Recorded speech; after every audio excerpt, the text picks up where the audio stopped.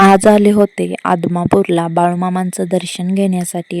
आमच्या इथल्या बायकांनी गल्लीतल्या गाडी केली होती आणि त्या गाडीतून आम्ही सर्वजण बाळूमामांचं दर्शन घेण्यासाठी आलो होतो. ना पाऊस दिवसभर होता, त्यामुळे सगळीकडे चिखल चिखल झाला होता आणि आम्ही सर्व बायकांनी ना गाडीत चप्पल ठेवून आलो होतो.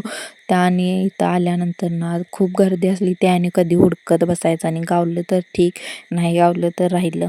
बाळूमामाचं दर्शन घेण्यासाठी मला खूप उत्सुकता होते. प्रत्येक भाविकालाही असते, तसंच मलाही वाटलं होतं दर्शन मला भेटेल. काय झालं होतं ना, जी मी लाईन पाहिली होती ना, ती बाळूमामाचं दर्शन घेण्यासाठी ती खूप लांबडी होती.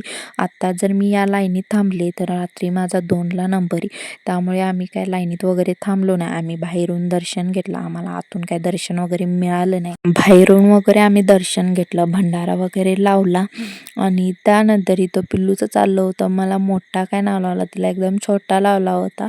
तिला म्हणलं, अगं बाई तुला लावलेला आहे. सारी गर्दी होती, महाप्रसादला ही गर्दी होती, दर्शन घेण्यासाठी ही गर्दी होती. आज ना आषाढी अमावस्या होती, त्यामुळे भाविकांची ना खूप सारी अशी प्रचंड गर्दी होती.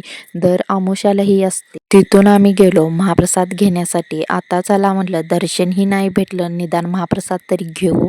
1.5 तास उभं राहिल्यानंतर आम्हाला महाप्रसाद भेटला. विषय म्हणजे आवडता तो म्हणजे शॉपिंग. बायका आल्या होत्या शॉपिंग करण्यासाठी. पिल्लू ही रडत होती, तिला खेळणी हवी होती. मी अजिबात घेतलं काही नव्हतं पिल्लूसाठी. घरी ना पिल्लूची खूप सारी खेळणी होती, त्यामुळे काही घेतलं नव्हतं. प्रसाद नुसता घरच्यांसाठी मी घेतला होता. आज ना पिल्लू थोडी लाडातच आली होती. तिला आज मम्मा बाहेर घेऊन आली होती ना फिरायला. तिथून आम्ही निघलो होतो 10 वाजता आणि आम्हाला गावात पोहोचायला 11 वाजले होते.